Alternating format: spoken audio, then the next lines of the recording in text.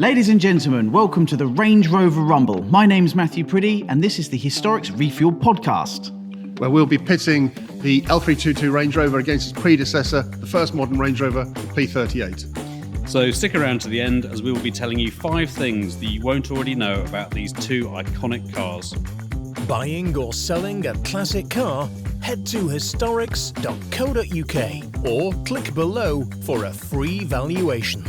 Now, if you want to keep up to date with Historics on our social platforms, please do like and subscribe. And of course, if you're watching on YouTube, do click that bell icon to be kept up to date. Now, chaps, given that we're talking about these wonderful Holland and Holland and Range Rovers, hence the gun in front of us, what quantifies you two to tell me which one is the best? Although the L322 has got loads of things to write home about, I really like them myself, owned one for a while. I'm going to put my hat in the ring of the P38. The car was launched 2 months before I started my own career in the motor trade. I started at Jaguar Mayfair Land Rover. Like when it was black and white TV, isn't it? Pretty much. So this car was launched in September '94. I started a couple of months later. It's got a really special place in my history with cars. So and when it came out, it was so different from the car it replaced. It's got so much to I'll tell you all about in a moment. Right, okay. And John, so you're going to be pitching, I hope, for the modern one then, in that case? Yeah, so I've driven plenty of both models over the years, never owned either.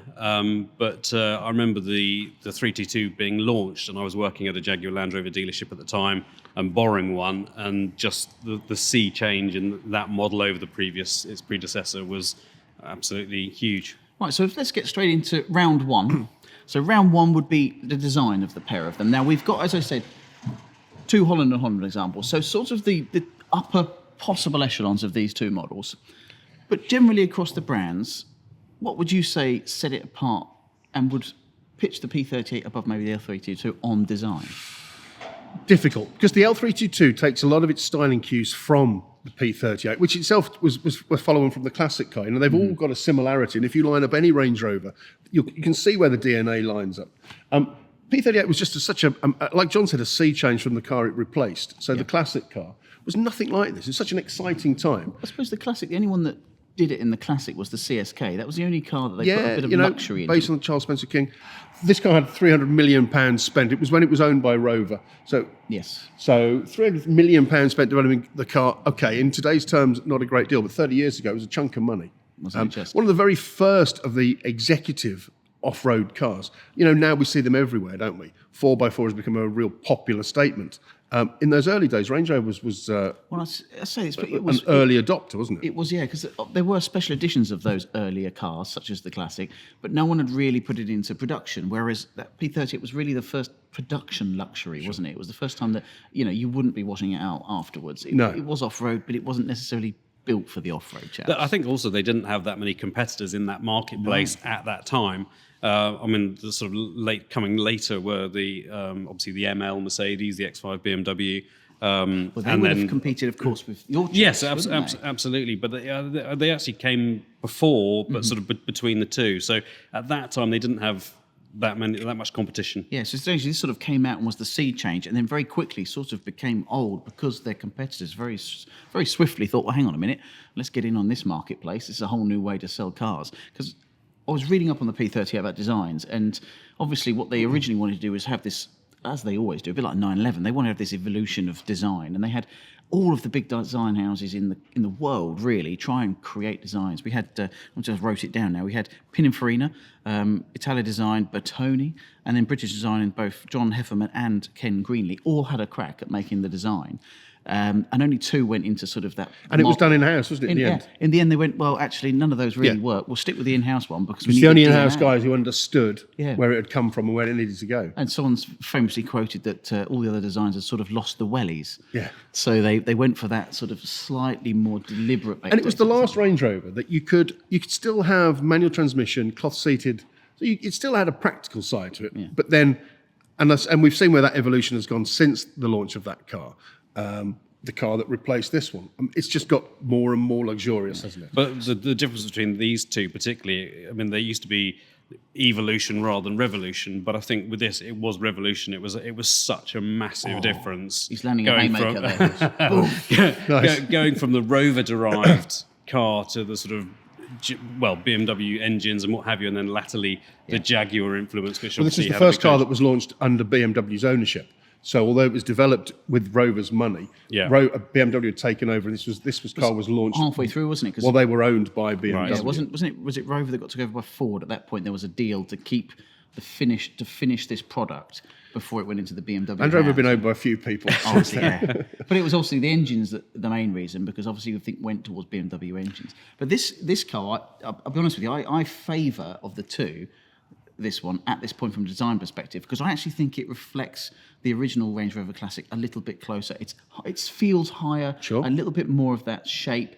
Even got little throwbacks on the early pre-facelift cars. Those silver fins, which were sort of a throwback to the ducks that you'd have on the original I Classics. think some of the sort of ruder critics of the earlier car sort of compared it to a London Taxi at certain points, which Mr. was a bit harsh. Mr. Clarkson might have mentioned that. But, whereas the later car, I think, personally, I think has become, Well, they've become a more- classic, a modern classic. As we see them, they've become so refined, they've almost lost their 4x4 part of it. But this now has become, I think, particularly keen. If you look through a lot of classics-wise, and with regards to a lot of social media and a lot of motoring journalists, have a big soft spot for the design and appeal. Presumably, And actually, until the very, very latest models, still looked very, very similar. Exactly. Very little change at a glance. and would you say on this one, phase 1 or phase 2? I mean, I'm a big phase 2 fan rather than phase 1 on them personally. Phase 1 was handy because you broke down in your MG coming back from Silverstone, and I picked you up in one of those to take you home. Yes, thanks, mate. You're right. Is that 1-1? Okay, so design-wise, I Well, think we're if you both remember pulling that, punches. and I wrote it down, Autocar said about the P38 that it had effortless on-road performance and unimpeachable off-road authority. And I think that's where Land Rover. I say nice. Was he on the payroll? Oh, right. Yeah, and I did my homework this morning. Look at that. 18% stiffer than the previous car. A whole sea change. And when we look back, you go, yeah, but it's nothing like. But at the time, you got to remember, it was revolutionary, like John said. Yeah, It was and just so much different from the car that it replaced. I think that was the main thing on design. Such an exciting That's time. perhaps Is where sea change your new word? You like that? Right, okay, ding ding, round 2. Now, this is, I think, you're going to struggle with this one, I think, performance. Now, bear in mind, these both came in, both come in at rather hefty weights, 2.2 and 2.7 tons, give or take. They both weighed a ton. They both had, personally, I think, terrible entry-level diesels, and then they eventually got slightly better diesels. Yeah, I mean, the V8 diesel, later V8 diesel, was probably Later the diesel, biggest seller of definitely. all, wasn't it? Yeah, exactly, especially on this car. But obviously, we've got two Holland and Hollands. These had the big boy petrol engines in. So I think it was a 4.6 litre V8 from BMW in this one. And this one had the 5 litre supercharged, I am Bruce Lee kind of, throwing so much at it. Performance terms, now, as you said, and you're quite right, the keen buyer always bought these in diesel form. The original diesel on this was horrific. The 2.5 litre diesel, I must say, I've driven a few of them. I'm not a fan. But also these ones, as the Holland and Holland, they were sort of flagship, absolute pinnacle. So it wasn't about economy; it was about having the ultimate. It was no cost spec. Exactly. Yeah. The rear screen entertainment for that car with the big. Just jumping into round 3. It's round 2. Yeah, come on. Just because forget. you're losing this round, it's because you've got him nailed on performance. That's what it is. Okay, keep he's going. worried. Come on, tell me why the No, I can't performance remember on now. this car is worthy of its credibility. You can't, can you? I can't. No, that's the one thing I think that at this stage it was quite utilitarian under the bonnet. Even with the V8, I think it was still quite utilitarian. That said, and we spoke about this before. But there weren't the big performance SUVs then. There were none that I can. Careful, you don't want to give them a head up okay. here. But the one thing they did have in their bag, which they should have done, especially for something like this, was they did have a development V12. Yeah, it was on the Never got cars, there. wasn't it? It was on the cars, but didn't happen. It used the V12 from the BMW 7 Series, and 750. it just never really came through. And I think if they'd have done that, especially with maybe. something like this, But they didn't sell that many of them in the 750, did they? So I don't know. But you see, again, looking at the latest ones, you go to the Rolls-Royce Cullinan, obviously that's extremely expensive, but with these massive engines, Lamborghini getting into the fray, it's, some of those now would actually probably work. yeah, this is very true. So, onto the 5 litre supercharged, and to be fair, the rest of the engine in this one, which I think is over. I've driven a few of those 5 litres, and it's strange because that engine's in a lot of cars. It doesn't feel overly sort of powerful, but it obviously clearly is. but a lot of people pitched for the diesel. Holland and Holland's wise as well, because you could buy this with a 4.4 litre V8 diesel, and only a few were supplied with this 5 litre supercharged. Which one would you have picked? Personally, I'd have gone for the Jaguar engine, the supercharged. How Because are- if you were going to that level of expense and having such a bespoke car with all the interior and what have you, you're going to go for the best. You're just gonna get everything ticked. You know, as an everyday car, the normal Range Rover, you would probably have the diesel. But I think I wrote them down here just to give you a few stats. Everyone loves a stat, don't they? So on the original P38, and let's say 4.6 litre V8 was 218 brake horsepower. Oh no, that was, it was 218 brake horsepower. It came down in brake horsepower when they did the revised engine, but it went up the torque, which obviously, you know, is a big thing with these. And it's at 300 foot-pound of torque. So it was okay, but it was a heavy old car. The big difference when you get up into the larger engined 322, I mean, it's 2.7 tonnes. So it's probably mainly all those leather bits and pieces stuck in there. But the 5 litre supercharged, that was 500 brake horsepower, 503. But it had 461 foot-pounds of torque. That's a lot for a petrol. But obviously it came at two costs. Obviously the purchase price and of course the running cost. I mean the fuel consumption. If you read the contemporary articles of that actual car and that car features, they all comment as that actually pass anything but a petrol station. Exactly that. So you'd be spending a lot of time there. Whereas that 4.4 litre DDV8, which was the keen buyer's choice, that was 309 brake horsepower. So that's pretty sensible for a diesel, and 516 foot-pound. So that would have been the choice. But equally, you're right. If you're going for a Holland and Holland, you're going to buy the big one. So round 2 with performance, I think you might be behind on that stakes. So round 3, creature comforts. Now, I don't think you should be fairly saying which one's got the best creature comforts, because that, ultimately they are entire decades apart. But of their time, and this is where you could pull some punches. See, this is where the P38 wins on all of these categories, because it's of its time, isn't it? And it was the first time that things like that had happened, the first time that they'd had rear screen entertainment, first time VCR. And for those young viewers out there, video cassette recorder, I've explained to Fraser what that is. Fraser's a young chap in our Fraser office. doesn't watch movies anyways, let alone with a VCR. However, it was a £10,000 option in this car. What? £10,000 option for VCR, rear screen entertainment. £10,000? Yeah. You've got to be kidding me. Yeah, so it's like a £300 iPad. Yes. In today's Because money. we said this. We said, well, they're all kind of pointless nowadays. You just want something to hang your iPad on for the kids in the back, wouldn't you? Yeah, exactly. I noticed they've got these your little kids on. cans. They've got all those things. But of course, they also had air suspension on the P38. Which Air suspension, Connolly leather, just all electrics, heated seats. you could pay extra and have a £3,000 wood veneer fascia option as well. Oh, well, that's with this in things. With the Holland and Holland ones, part of the option was you could have the wood in these cars. I think it might be the later car, actually. It could have been on both. You can have the wood from your gun replicated on the veneers on all your car. And that's the sort of detailing that prior to that was only been done by the likes of Rolls-Royce, Bentley, Aston Martin, where you have that absolute bespoke finish. So this was a new thing to have a bespoke Big thing, Range isn't it? Rover. Yeah. Okay. So creature comforts on this one are amazing of its time. Yeah. Creature comforts on the L22. Now that 322 is actually still, to this day, I think pretty impressive. It's got that full LED sort of digital dash. Everything's heated. TFT, thin film transistor There we screen. go. They always spook me because I always look and think, when's that going to go wrong? When's all the dead pixels going to come up like the 80s cars?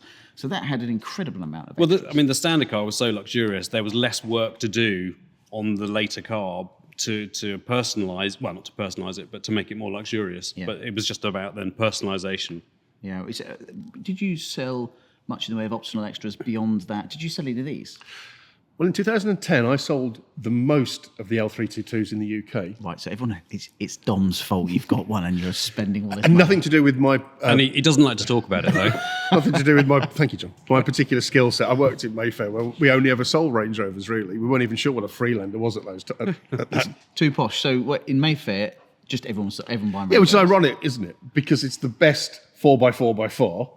Whereas some customers said, yeah, well, some of the curbs are quite pretty steep on Piccadilly. Well, the Chelsea tractor sort of adage came at about that time, Yeah, I would have didn't said. it? Yeah, when it was- Suddenly it became I hate to say it, the sort of the wealthy wives of Knightsbridge. You sold more in London than they did in the countryside. Yeah. Tell us that story. You were at one of the sort of Range Rover. Oh, you'll be on a Range Rover course and people will say, oh, you're from Mayfair, let's listen to inflated stories again, and and I used to say, "What's that?" And they said, "Oh, it's a Freelander." I said, "I don't think we've got those yet." They used to hate us. They used to hate us. But of course, it's not just about that. I mean, it's an executive car, but it's the safest place for you to put your kids. So if you're wealthy, and you might be Chelsea housewife, but if you want your kids to be safe, the Range Rover's the place to put them. Yeah, I mean, the whole thing was the high driving position. Yeah, I mean, it's a status, of course it is. But and actually, the high driving position, if you're not off-roading in London, is actually most beneficial. Yeah. Strangely enough, driving around in you see the cyclists you're about to run over. Exactly. Yeah.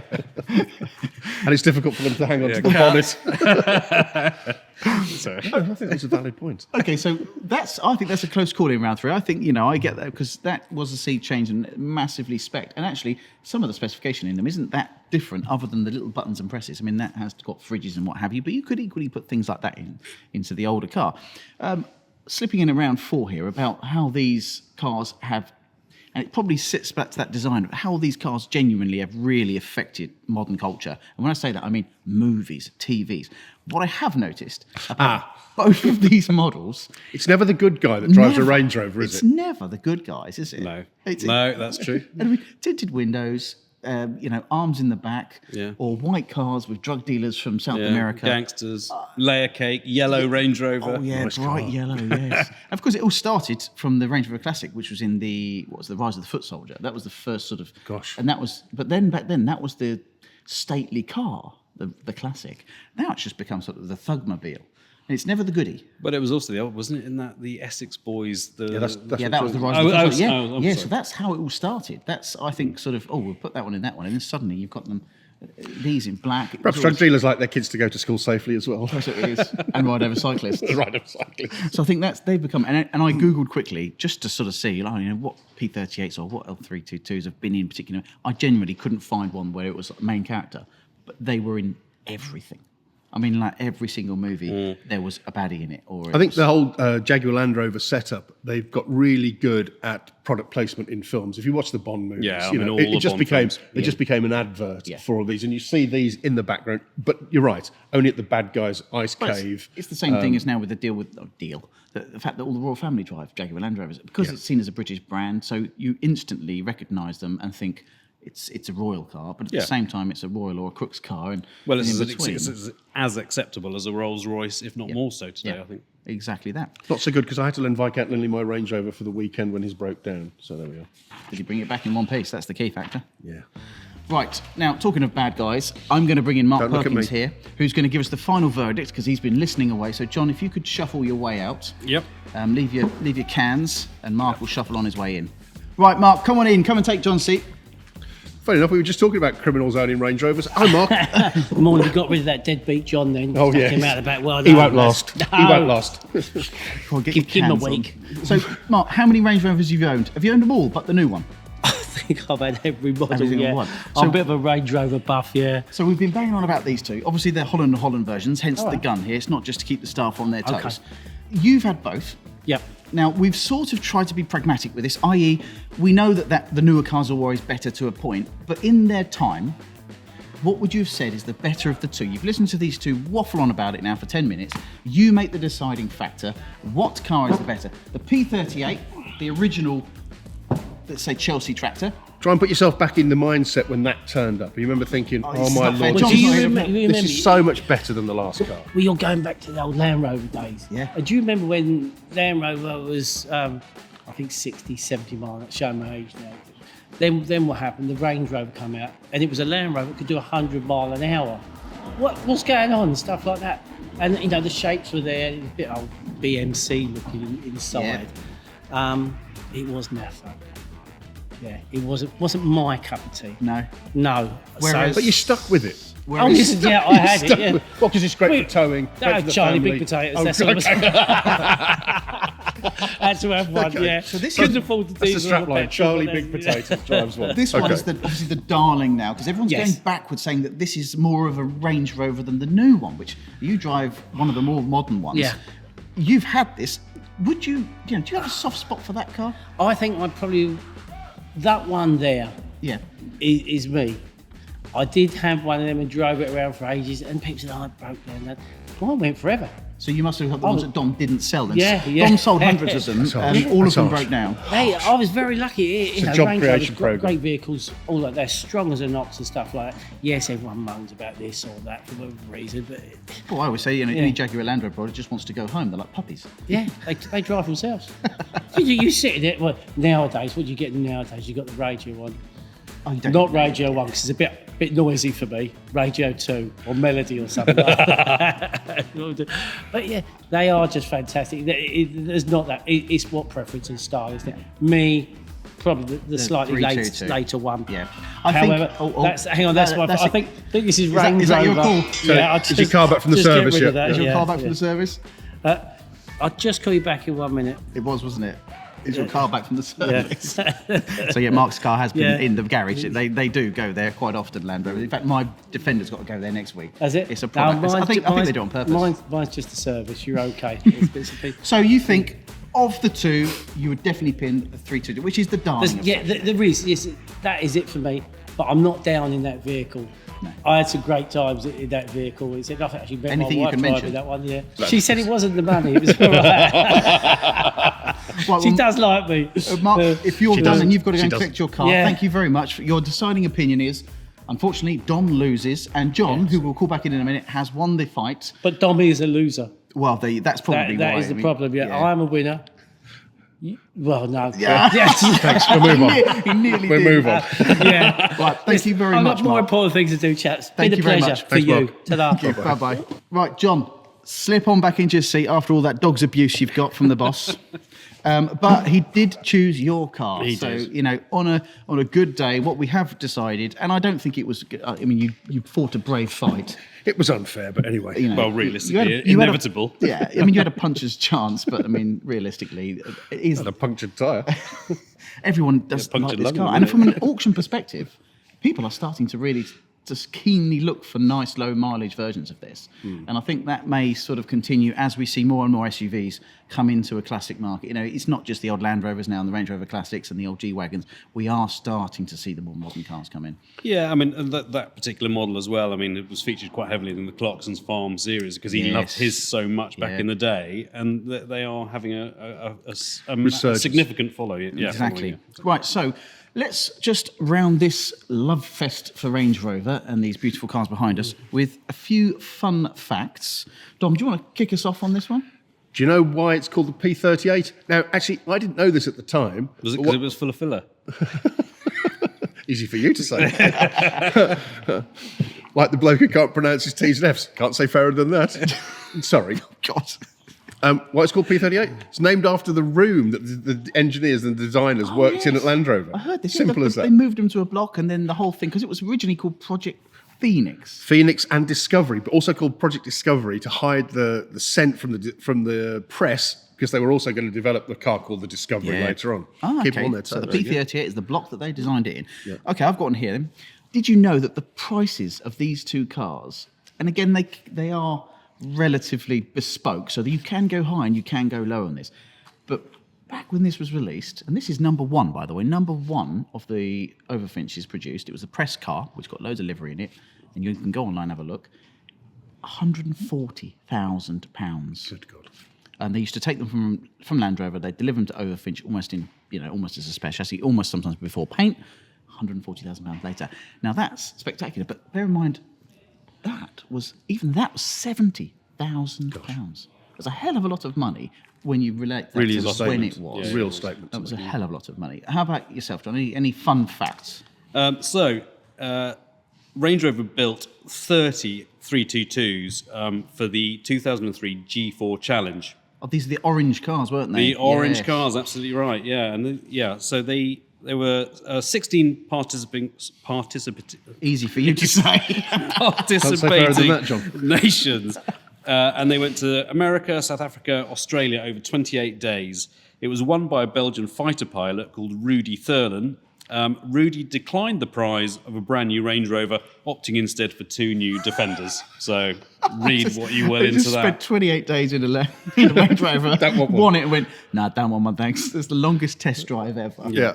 But yeah, they're all bright orange. I've seen a couple of those at auctions. Yeah, with all the kit all over And them, they're yeah. quite cool with the kit, and I'm not sure about the colour. No. I'd probably have to paint it. So I've got a couple more. So also in 2023, just last year, we sold an L322. It was a phase 1. That at the time, we had an inclination may have been the Queen's, but we couldn't quite get the proof. After all of our extensive press, which can be thanked by some of the people behind the cameras, we actually discovered that it was indeed one of the Queen's personal cars. But what did it have on the bonnet? It had one of those little silver sort of... Corgi? No. Other toys are available. Very good. Was it a dinky one? That's your nickname, isn't it? Dinky. Sorry, kids. What was it? Some sort of dog, It animal. was a dog. Not a hall. It wasn't a corgi. It was a Labrador. Oh. Yeah, so it's obviously something down. So the car was stationed up in Balmoral, so it may have been where the. Maybe There that was where one the Labradors parked were. outside a local pub the other night, literally, and it had a warthog on the bonnet. So I don't know quite what they were trying to say. Wife's car. And then finally, the last and most important fact about, and it is about the L322 actually, is that it finally, in 2007, reached the peak of its notoriety. But it was finally immortalised, not in James Bond, not by royal families, it was finally immortalised by The Simpsons. And you know you've made it if you've on The Simpsons, let's be honest, that's it.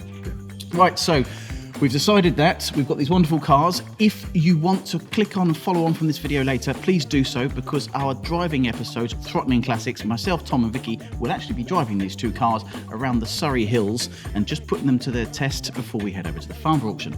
Right, as we put this out, we will be looking towards our forthcoming auction, which is at Windsor View Lakes. Now, it's the first time you'd have been to Windsor, isn't it, John? First time as part of the company. I came there last year and had a look round. Were you invited? Just Sneaks in anywhere. Kind Can't of. get rid But of yeah, it. no, great venue, lots of space, so ideal. Yeah, we have a look online for some early consignments of that one. It's middle of July, which is a great time to be there, and as long as it doesn't rain, which it hasn't done, touch wood, for so long. But what are your thoughts about the summer and the current marketplace? Do you think we're going to be absolutely flying Joe, through this off year? the start of this year, where we had, I think one of the best auctions I've had in the 6.5 years I've been here. Rattled through, man. We're down at Ascot. Yep. We had 1,000 people come to our viewing days prior to the show. We had 1,000 people there, but 300 people sat down at 9 o'clock in the morning when the auction started. It's a good sign. £6.5 million worth of cars, almost 80% sold. I think we've hit a real purple patch. We're doing really well. Windsor's a great weekend out. You can come obviously on the viewing days, Wednesday, Thursday, Friday. But equally, if you've got a car that you're looking to sell and you do want a free valuation, click on the link below or go to the Historics website. One of these two will pop out and see you. Dominic. And they will come out and see you, give you a free no obligation valuation, and then you can see if you can get your car into the Windsor. And if you want to attend, of course, do come along. We'd like to see you all there. There's plenty of space. We've got those dancing girls, not that sort of dancing girls. The nice place to eat, nice place to sit down, drink, and see the view, the auction, of course. Now, as I mentioned, at the end of this, you'll be able to click to follow on and watch the Throttling Classic episode with these two cars. That's why we have the reference to these guns, of course, because they are Holland and Holland guns owned by Beretta, and this is my very own gun here. It is something I'll probably use in the office later on to make sure everyone behaves themselves. Yes, boss. Right, that's about enough from me, from Dominic and from John. Thank you very much for sitting here in with us. Thank you for these two cars for being with us and the vendors for loaning them to us, of course. Again, make sure you do click for free valuation in the link below. Visit the Historics website, which is all new and rebranded. And we will see you next time on either Refuel Podcast, Throttling Classics, or any of the other videos that we do here at Historics Auctions. Bye-bye.